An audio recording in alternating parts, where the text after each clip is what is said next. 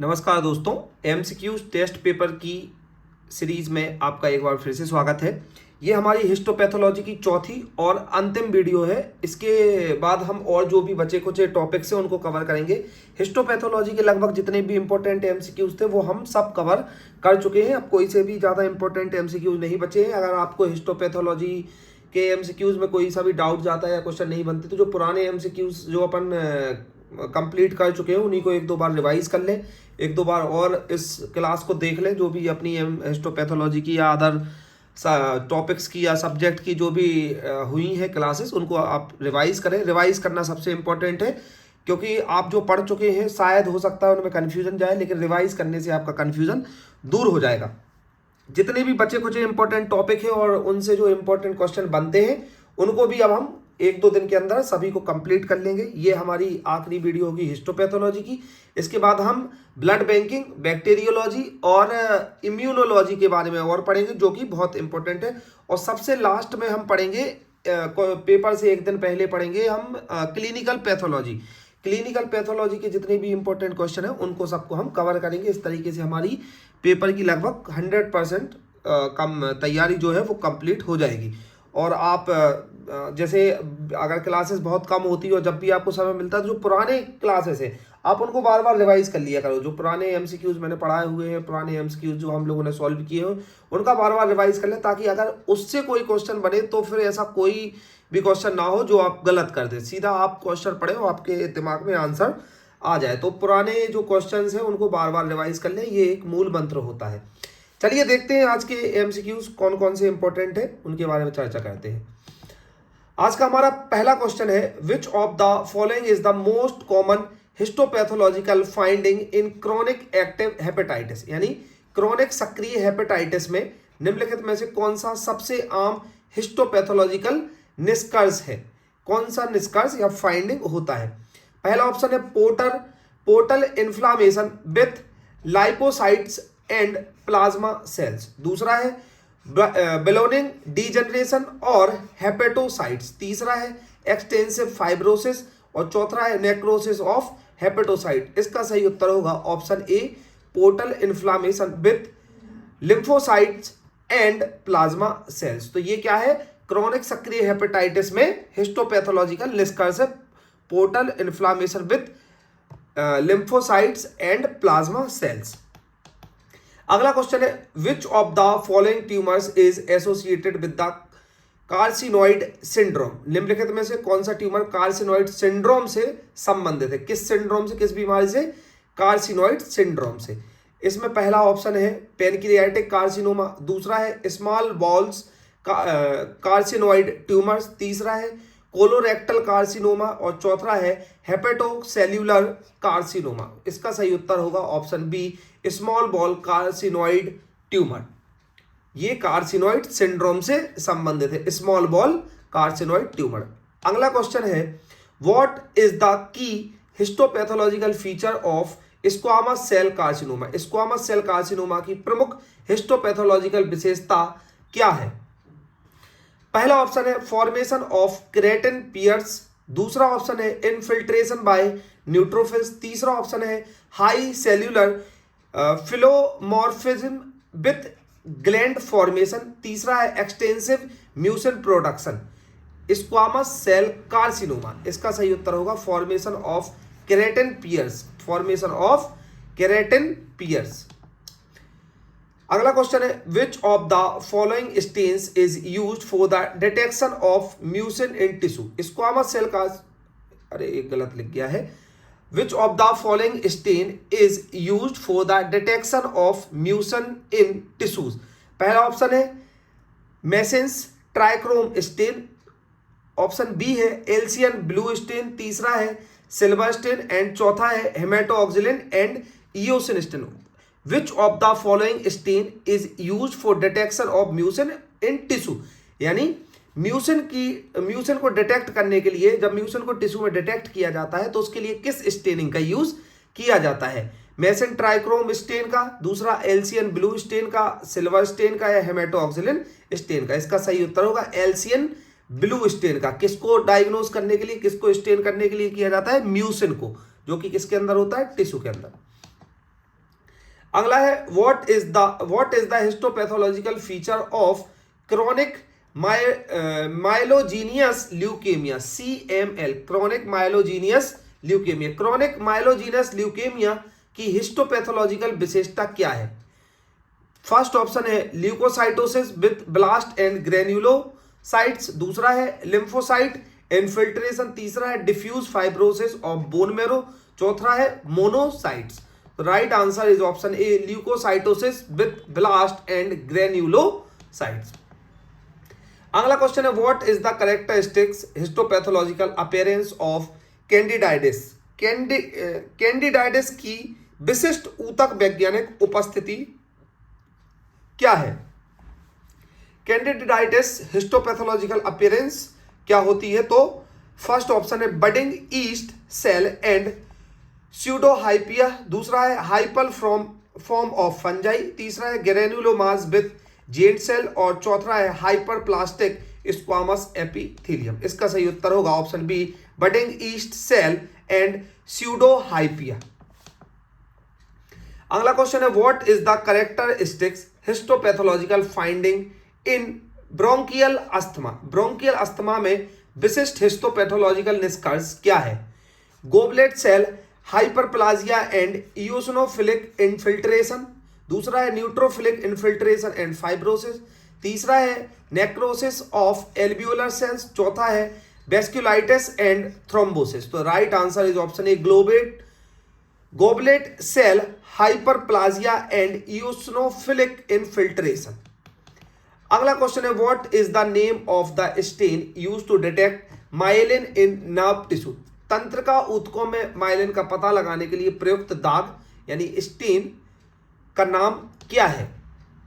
लॉक्सोल fast blue stand, दूसरा है हेमेटोक्सिलिन and eosin stand, चौथा है जिम्सा स्टेन, तीसरा है जिम्सा स्टेन और चौथा है पास स्टेन। तंत्रिका ऊतकों में यानी नर्वस टिश्यू में माइलिन का पता लगाने के लिए कौन सी स्टेनिंग का यूज किया जाता है? तो उसके लिए किया जाता है luxol fast blue stain, luxol fast blue stain का।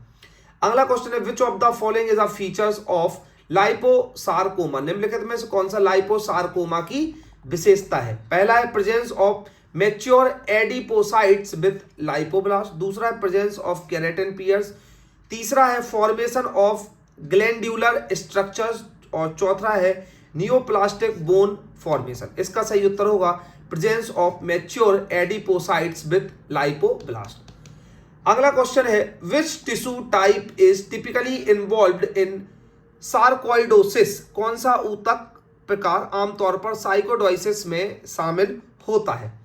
Lymphoid tissue, nervous tissue, epithelial tissue, connective tissue. इसका सही उत्तर है लिम्फोइड टिश्यू। ये किसमें शामिल होता है? सार्कोइडोसिस में।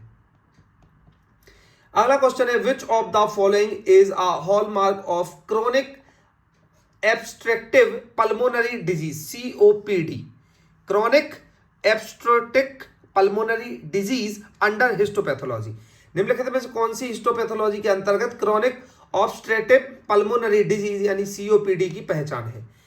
फर्स्ट ऑप्शन है airway inflammation with mucus hyper secretion, दूसरा ऑप्शन है necrosis of the alveolar septa, तीसरा है ग्रेन्युलोमेटस इन्फ्लामेशन और चौथा है मार्क्ड फाइब्रोसिस एंड स्कैरिंग। तो इसका सही उत्तर होगा option A, airways inflammation with mucus hyper secretion. ये किसकी पहचान है? COPD की। COPD की पहचान है airways inflammation with mucus hyper secretion. अगला क्वेश्चन है what is the typical histological features of mesothelioma की विशिष्ट ऊतक वैज्ञानिक विशेषता क्या है? First option tumour cells with abundant cytoplasm and elongated nuclei, दूसरा है high number of giant cells, तीसरा है granulomas with multi nucleated giant cell, चौथा है keratin pearls and intracellular bridges. So इसका सही उत्तर होगा option A, tumour cells with abundant cytoplasm and elongated nuclei. अगला क्वेश्चन है what type of tissue is typically affected by osteosarcoma. Osteosarcoma से आमतौर पर किस प्रकार का ऊतक प्रभावित होता है? ऑस्टियोसार्कोमा से bone tissue, cartilage tissue, epithelial tissue, blood vessels. इसका सही उत्तर होगा बोन टिश्यू, क्योंकि इसमें देखो आप ऑस्टियोसार्कोनोमा, इसके नाम ही से समझ में आ रहा है कि किससे रिलेटेड है, बोन से रिलेटेड है। अगला क्वेश्चन है which staining method is use to detect helicobacter pylori in gastric tissue. Gastric ऊतक में हेलिकोबैक्टर पायलोरी का पता लगाने के लिए किस अभिरंजक विधि का उपयोग किया जाता है? Option A Giemsa stain, option B H&E stain, option C silver stain, option D gram stain. इसका सही उत्तर होगा ग्राम स्टेन। गैस्ट्रिक ऊतक में हेलिकोबैक्टर पायलोरी का पता लगाने के लिए ग्राम स्टेनिंग का यूज किया जाता है। अगला क्वेश्चन है what is the most common histological findings in gout. Gout में सबसे आम ऊतक वैज्ञानिक निष्कर्ष क्या है? फर्स्ट ऑप्शन है deposition of monosodium urate crystals, option B है presence of granulomas, option C है necrosis of joint cartilage, option D है एरोसियंस ऑफ बोन। इसका सही उत्तर होगा option A deposition of monosodium urate crystals. अगला क्वेश्चन है what is the name of the enzyme that breaks down hyaluronic acid in tissue during inflammation. उस enzyme का नाम क्या है जो सूजन के दौरान ऊतकों में हाइल्यूरोनिक एसिड को तोड़ता है? पहला ऑप्शन है कोलेजनेज, दूसरा ऑप्शन है हाइएल्यूरोनिडेज, तीसरा है एलास्टेज एंड चौथा है फॉस्फोलाइपेज। तो इसका सही उत्तर होगा हाइएल्यूरोनिडेज। अगला क्वेश्चन है what is the characteristic histopathological findings in Parkinson's रोग या पार्किंसंस डिजीज। पार्किंसंस रोग में विशिष्ट हिस्टोपैथोलॉजिकल निष्कर्ष क्या है?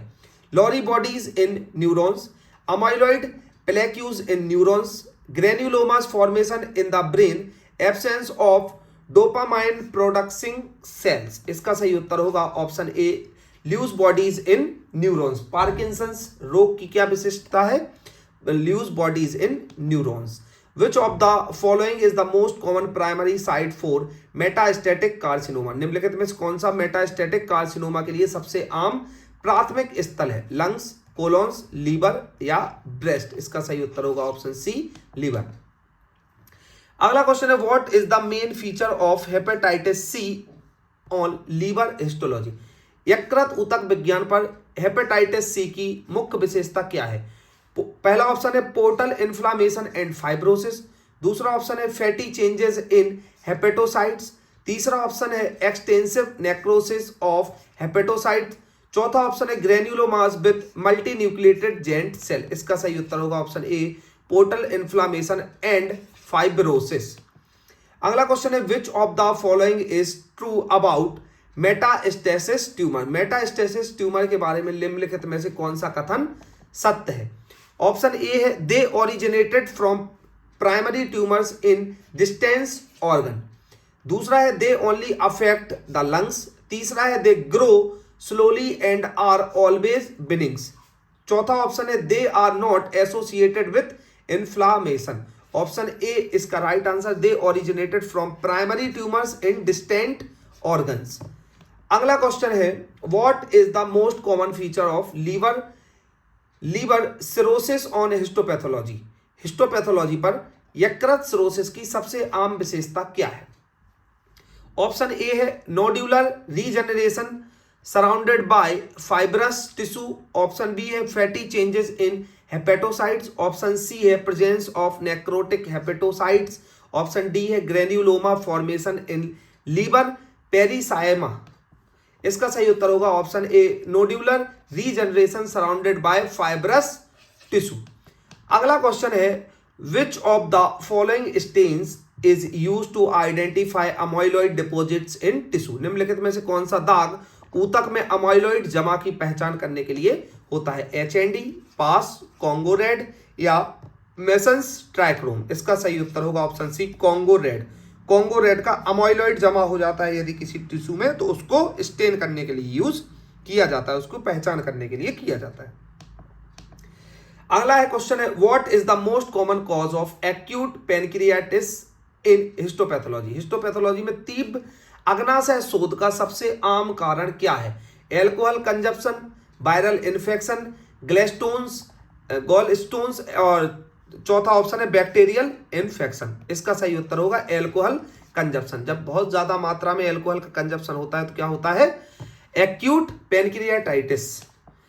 अगला क्वेश्चन है which type of tumour is commonly associated with the Krukenberg tumour in the ovary, यानी अंडाशय में क्रूकेनबर्ग ट्यूमर के साथ आमतौर पर किस प्रकार का ट्यूमर जुड़ा होता है। क्रूकेनबर्ग ट्यूमर के साथ कौन सा ट्यूमर जुड़ा हुआ होता है किसमें, अंडाशय में। इसमें पहला ऑप्शन है मेटास्टैटिक गैस्ट्रिक कार्सिनोमा, दूसरा ऑप्शन है फाइब्रोमा, तीसरा है सिरोस कार्सिनोमा और चौथा है म्यूसिनस कार्सिनोमा। इसका सही उत्तर होगा option A metastatic gastric carcinoma.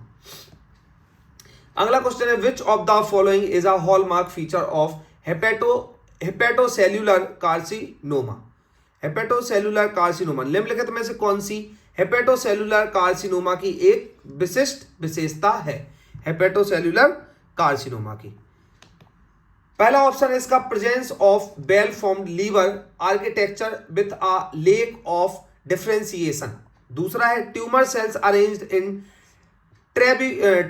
Trabecular patterns, तीसरा ऑप्शन है प्रेजेंस ऑफ केराटिन पियर्स और चौथा ऑप्शन है presence of mucin producing glands. इसका सही उत्तर होगा option B tumour cells arranged in trabecular patterns.